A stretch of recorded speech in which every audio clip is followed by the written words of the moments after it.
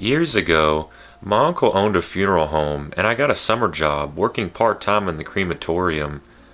It wasn't a lot of fun, but it certainly paid well, and being a poor student, I definitely needed the money.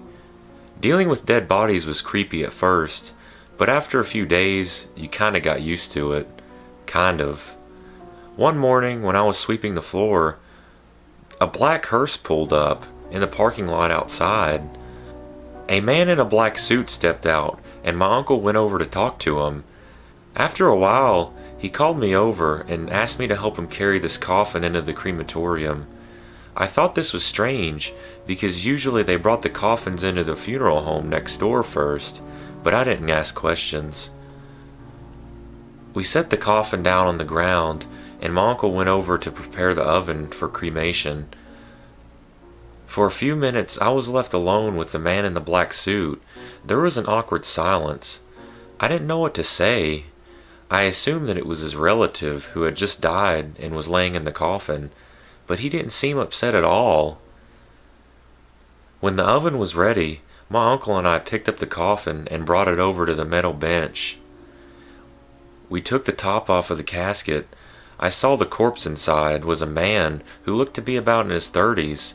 Usually dead bodies were very pale, but this one looked pink in the face. My uncle stoked the fire, then pressed the button to start the conveyor belt. The coffin was moved slowly into the oven. When it was all the way inside, my uncle closed the door and I just stood around, waiting.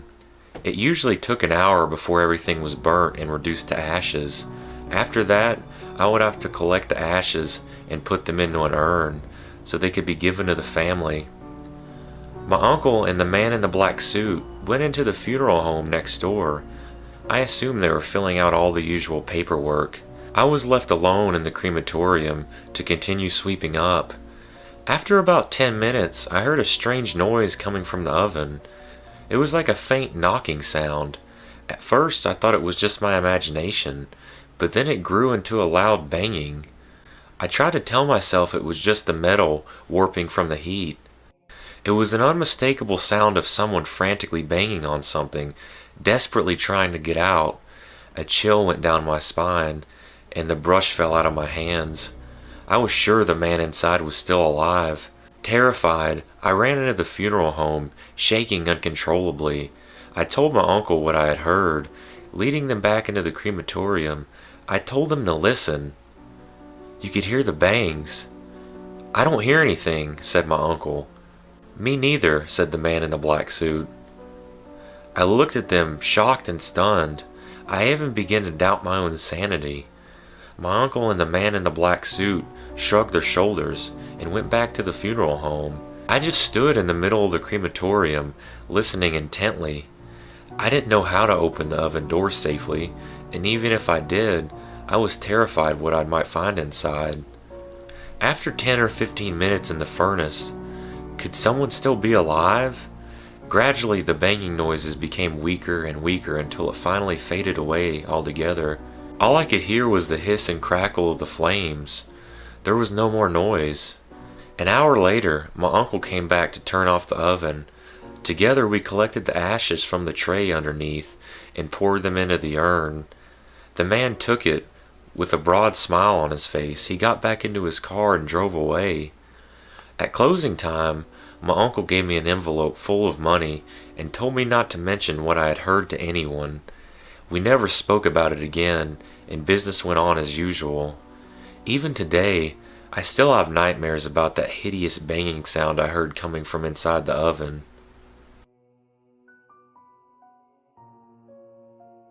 One day when I got home from school, I found a note from my parents saying they had gone out for the night and wouldn't be back until late. I didn't have a lot of homework to do, so I went up to my bedroom and opened my laptop up. After browsing the internet for a few minutes, I got bored and started looking for a video chat room. Clicking through all the weirdos and time wasters, I tried to find someone I could have a decent conversation with. Just when I was about to give up, I clicked the button and a cute girl appeared on the screen. She looked like she had been crying, and she had her hand over her mouth, as if she was trying to keep herself from making any noise. Looking closer, I could see fear in her eyes. She started typing. "Please, please help me." I said, "What's happening?" She said, "Call the police." "What? Why?" I said. "There's someone in my house." I responded, "Is this some sort of a prank?" Then she said, "No, please, you've got to help me." Okay, I'll help you," I told her. She said, "Call the police for me." I said, "Why can't you call them yourself?" She said, "My phone is dead. I'm all alone and somebody broke into the house. I heard them coming up the steps, so I hid in the closet. I'm on my laptop. The first page I had opened was this chat room, and you're the first person I connected to. Please, you've got to believe me." I said, "Are you sure this isn't a prank?"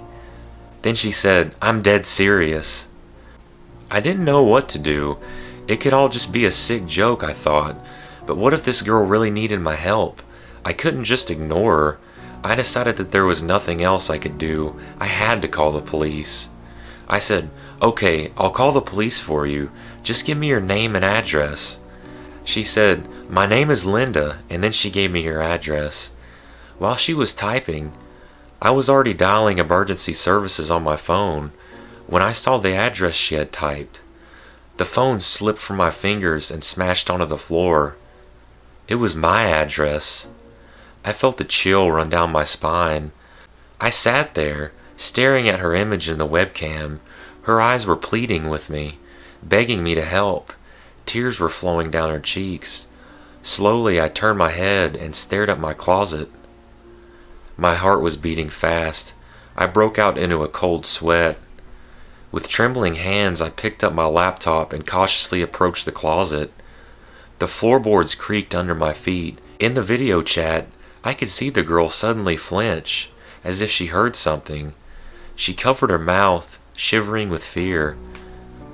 I reached out with my left hand and grasped the handle to the closet door. The girl was still in the video chat, shaking and silently sobbing. Clutching the handle tightly, in one quick move I pulled the closet door open. From within, I heard a terrified scream. The closet was empty. When I looked back at the laptop screen, the girl had disconnected from the video chat. I kept hearing her scream over and over in my head. The whole incident unnerved me so much that I couldn't stay in my bedroom. I went to sleep on the sofa downstairs. The next morning, I told my parents what had happened. My mother just laughed it off, but my father was curious. He said he would ask the neighbors about it. What he found was extremely disturbing. Years before, there had been a family living in the house, a man, his wife, and their teenage daughter. One night when the parents were out, an intruder had broken into the house.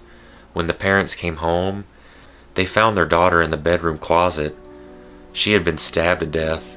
Her killer was never found, and her name was Linda.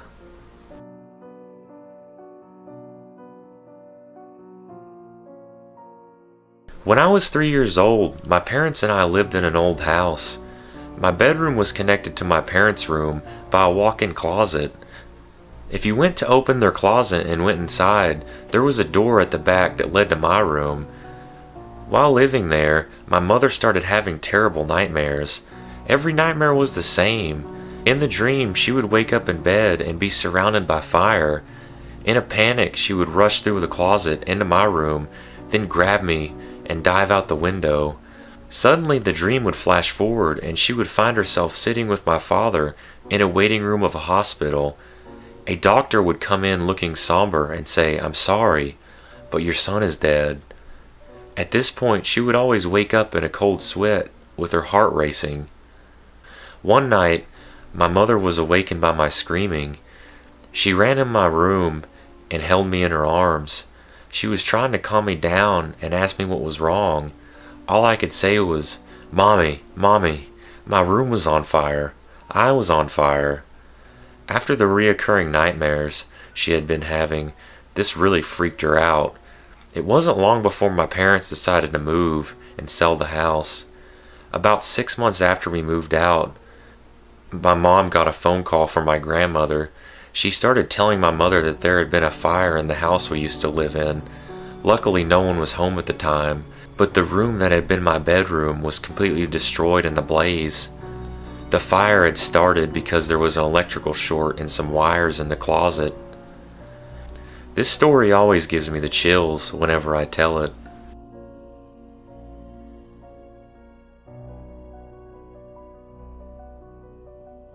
About 10 years ago, my 3-year-old son and I moved into a new house. It was a very old building, and the inside of the house always seemed a little bit darker and a little colder than it should have been. Not long after we moved in, a friend of mine came to visit.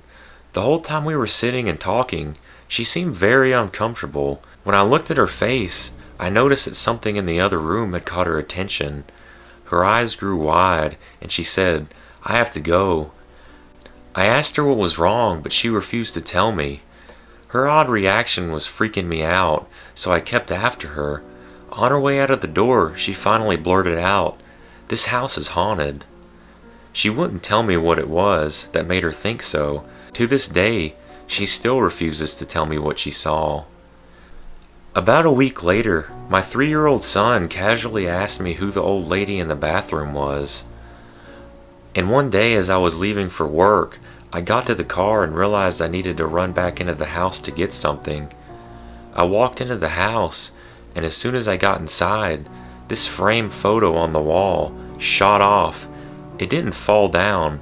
It shot horizontally away from the wall, and it landed on the mosaic table with enough force to break some tiles off of it. I felt like whatever was in this house was pissed that I had came back after it thought I had left for the day. After living in the house for about 6 months, I noticed a weird square cut into the boards on the deck. There was no handle, but I was able to pry it up. The whole thing was just big enough to fit through, and there was a ladder going down. For some reason I went down and found myself in what looked like a homemade basement. It was basically just a room dug out of the earth, with no constructed walls or stone supports or anything like that. It was very dark, but I could see something over in the corner. It was a suspicious looking stone. It looked like one of those old headstones you see in cemeteries. Just then, insects started jumping on me, so I got out of the basement as fast as I could and never went back. Now, this is the part that affected me the most. It's also the reason we left the house. One night, I was laying in bed, lying on my stomach, just about to fall asleep, and I heard someone walk into the room. The footsteps came from the doorway over to my bed. I didn't realize it until later. The fact that I heard footsteps was weird because the room was carpeted. When the footsteps reached my bed, I felt someone put their hands on my back. 2 hands, just gently laid flat on my back, and kept there. I assumed it was my son. "What are you doing?" I asked, but there was no answer. I looked up. No one was there. I got up to check my son's bedroom, but he was still in bed, fast asleep. We moved out soon after that.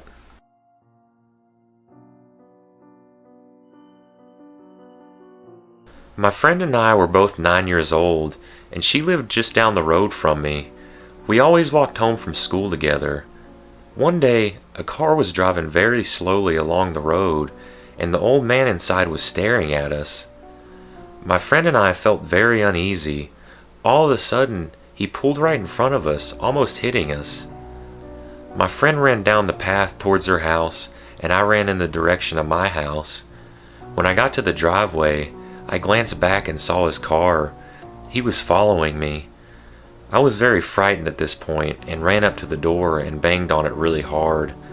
At the time, my family would always argue about whose turn it was to answer the door, and I knew it would take ages for them to open it. I glanced back again and saw the creepy old man walking towards me. He had gotten out of his car. I was almost crying at this point. Suddenly my brother opened the door, and when the old weirdo saw this, he jumped back into his car and tore off.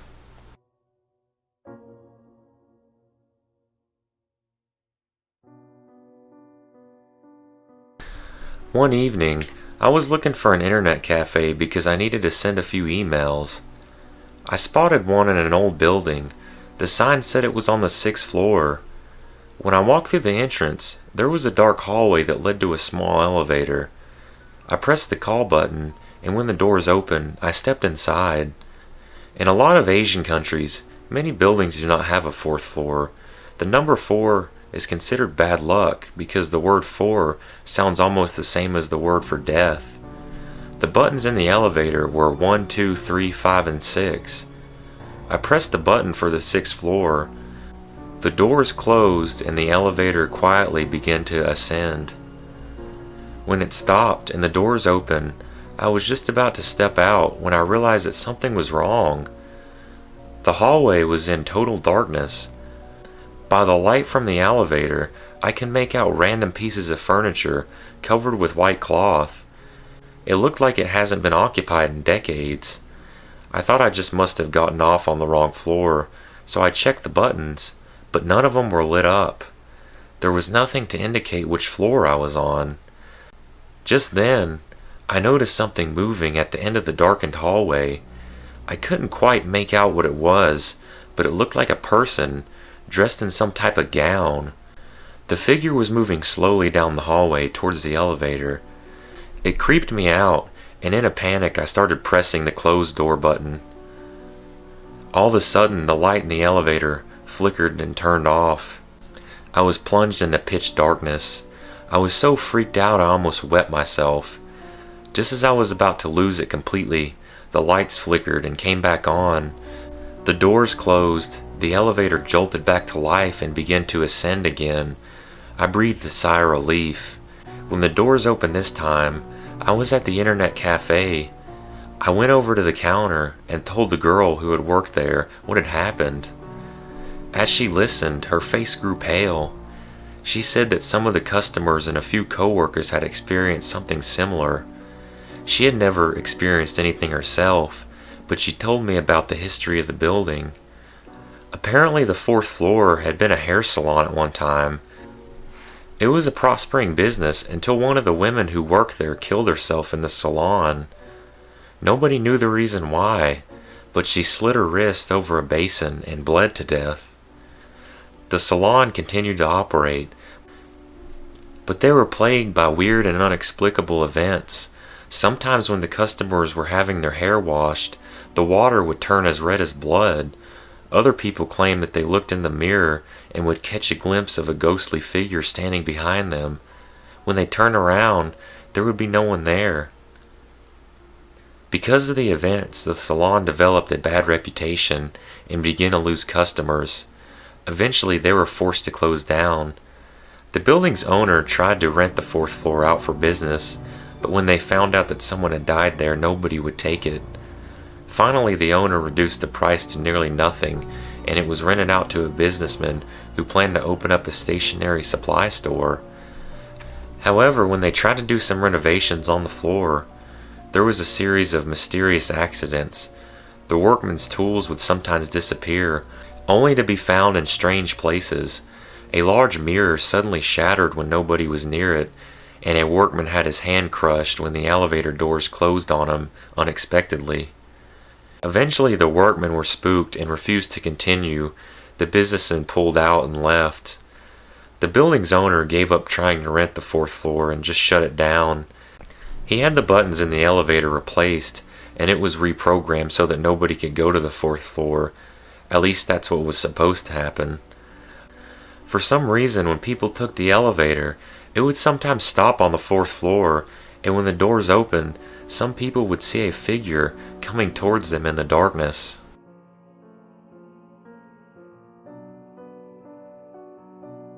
When I was 19 years old, I worked as a counselor in a summer camp.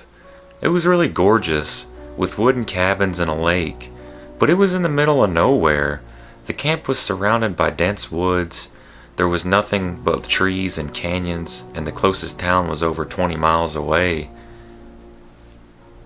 One night, when everyone was turned in and was sleeping soundly, I was suddenly awoken in the middle of the night. It's one of those times when you wake up and you have that feeling that something is not quite right. My heart was racing for no apparent reason. I just lay there quietly, listening intently. The whole cabin was wooden, with fly screens over the windows, so I could hear the sound of crickets and the breeze blowing through the trees. That's when I heard it. A very faint cry for help. It sounded like it was coming from the woods. It was a cry of a young girl lost somewhere out in the woods. I quickly got out of bed and woke my roommate up, who was also another counselor. I told him to listen, and when the cry came again, we both heard it. We quickly got dressed, grabbed our flashlights, and hurried outside in the direction the sound was coming from. It was intermittent, but I could clearly hear the girl's voice saying, "Help," or "I'm lost." And it was quite a way into the woods. She sounded like she was in a lot of distress. The quicker we found her, the better, so that we could get her back to camp safely. It was dark as hell that night, and all we had to light our way were 2 puny flashlights. The girl was out there in the pitch black with no way of seeing anything at all. The boys' cabins were on one side of the lake, and the girls' cabins were on the other. On the way, we ran into a female counselor. She had heard the cries too, from her side of the camp. All 3 of us headed into the woods together, shining our torches left and right and calling out to the lost girl. We were reluctant to go too far in the woods because we didn't want to get lost into the darkness.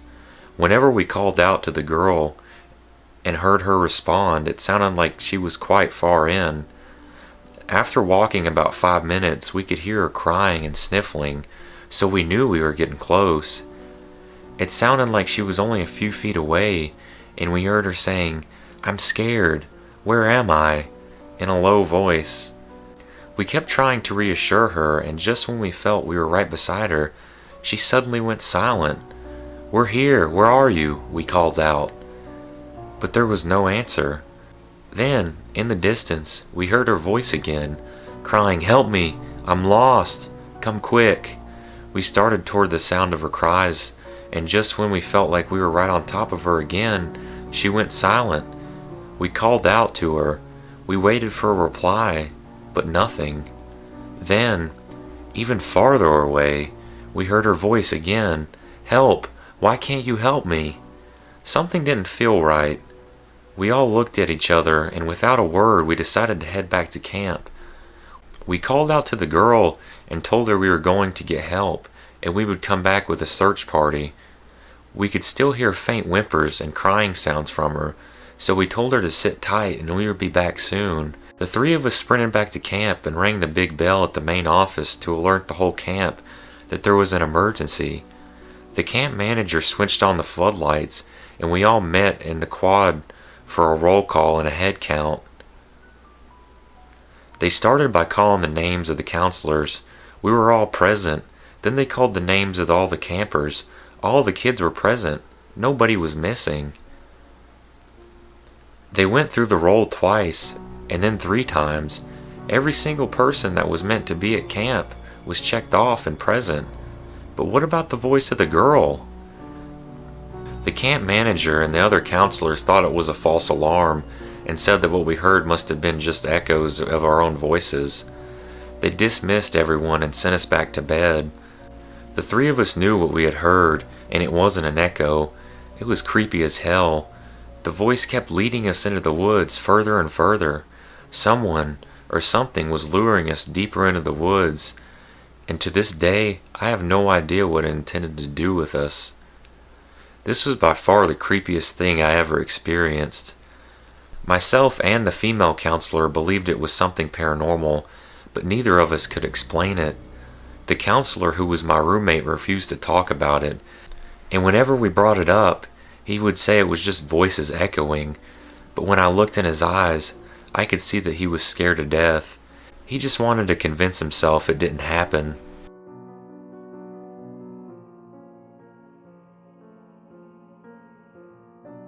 I grew up on a farm in a remote area, and I've always been uneasy about being at the house by myself at night. There are no street lights in the area, and at night it's pitch black outside. One night my parents went out and I was home alone. I was sitting on the couch when the phone rang. I picked it up and heard an automated voice say, Would you like to accept a collect call from... Then I heard a voice say my name. It was my voice. I was freaked out, but I accepted the call. "Hello?" I said nervously. There was no reply. I could hear someone breathing on the other end of the line. Then they hung up. I was standing by the sliding glass doors in the kitchen. Just then, I happened to glance outside. In the darkness, I could make out a figure standing there. I was terrified. I ran to my dad's room and grabbed his gun. I hid in the bedroom and didn't come out until my parents returned 20 minutes later. I still don't know what happened that night. Was it the future me calling to warn me? Did that call save my life?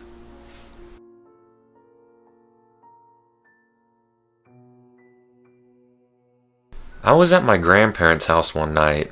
My grandmother then came into the room at 3:30 in the morning and told me, "Your grandpa needs your help. Get up." This sort of startled me because she has never done anything like this. I go out to where my grandfather is right outside the door that goes into the garage, and he tells me that the garage door just went up and down about 6 or 7 times, and we need to check it out. I obviously said alright, and we went into the garage, only to find the pull string that prevents the door from opening, which can only be pulled from the outside, was pulled.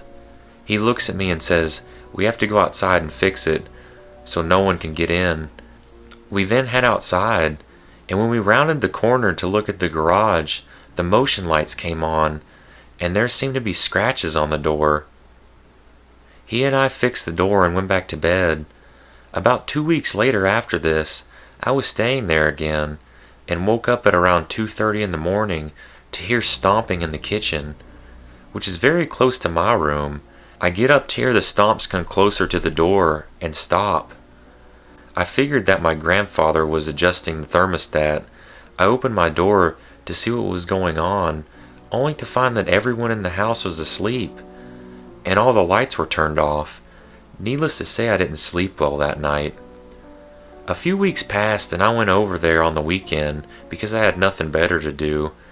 Since it was the weekend, I stayed up rather late and fell asleep watching TV on my bed with the door open.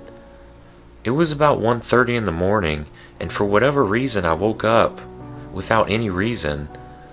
I look around and then realize I had fallen asleep with the TV on. I looked at my door, and at that instant I saw a man-sized figure step out of my doorway and walk down the hallway towards the kitchen. I slammed my door and stayed up all night. By this time I was pretty convinced I had a demon or a ghost or something in my grandparents' house. I was just relieved that whatever was in their house wasn't following me. Maybe a month after the last incident happened, I was at my dad's house, and I was about to go to sleep. At my dad's, I am on the other side of the house from everyone. It was maybe 10:30 at night, and I was about to go to sleep. I had just laid down, turned my TV off, and was drifting off to sleep. Then outside my door, I heard a combination of stomping and a really low sound. This honestly scared the hell out of me. In all of my infinite wisdom, I decided to see what it was. When I opened my door, I saw the same thing that I saw at my grandparents' house. I teared up from fear and left the light on and fitfully tried to sleep. It didn't work well. Maybe a month and a half had passed after the last incident. I was at a friend's house, and he and I had just cleaned out his shed so that we could hang out there and smoke his hookah. He usually has a lot of people over to his house, but this night it was just he and I. We were smoking hookah and we were almost finished. We were just listening to some music, and I was sitting there listening to the music when all of a sudden a black flash darted underneath my legs. But I didn't feel anything. I started to look around to see if one of his cats came with us. As I started to look around, I realized that there was no cat in the shed. I start to become afraid on the inside, but try to keep myself outwardly calm.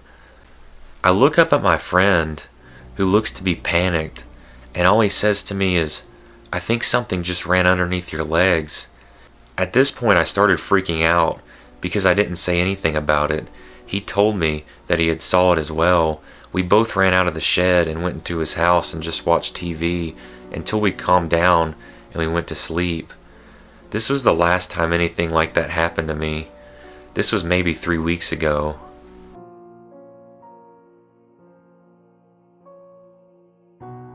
The summer between my freshman and sophomore years of high school, a friend of mine and his family moved in with his grandma.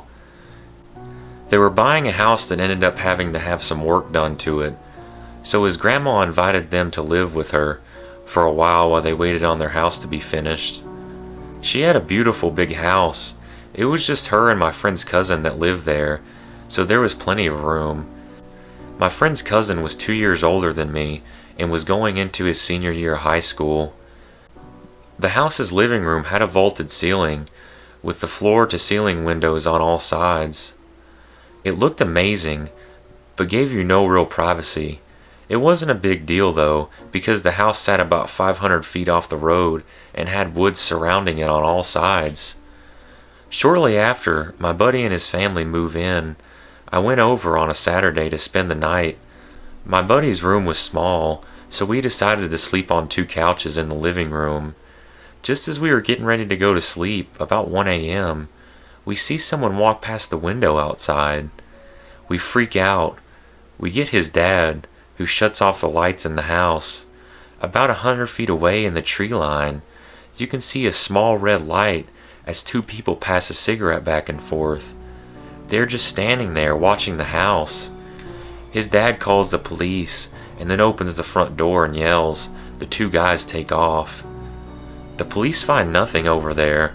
The woods are full of little game trails, so there is no telling where the guys went. The interesting thing is that there are only 3 houses within about a mile of this house, and none of them have older kids. One has very small children, and the other 2 have no kids, so we have no idea where the people came from. A few weeks later, another friend and I both spend the night there. The 3 of us walk into the living room about 10 p.m. to watch a movie, and there is the guy standing looking in the window. We freak out and he runs off again. We can see the lights of the cigarettes in the distance. Over the course of the summer, there were multiple encounters with the watchers. There were 3 places they would come and stand, and we could never forecast if they would come or where they would go. They would knock on the windows. Once they shook the front door so hard it set off the burglar alarm. At times we would just see them in the tree line watching the house. Once they took lipstick and wrote "hello" on the window. During the day, we searched the woods trying to find them, but we never could. We thought it was likely guys from our school trying to catch a glimpse of my buddy's cousin in her bikini or her underwear because she was hot.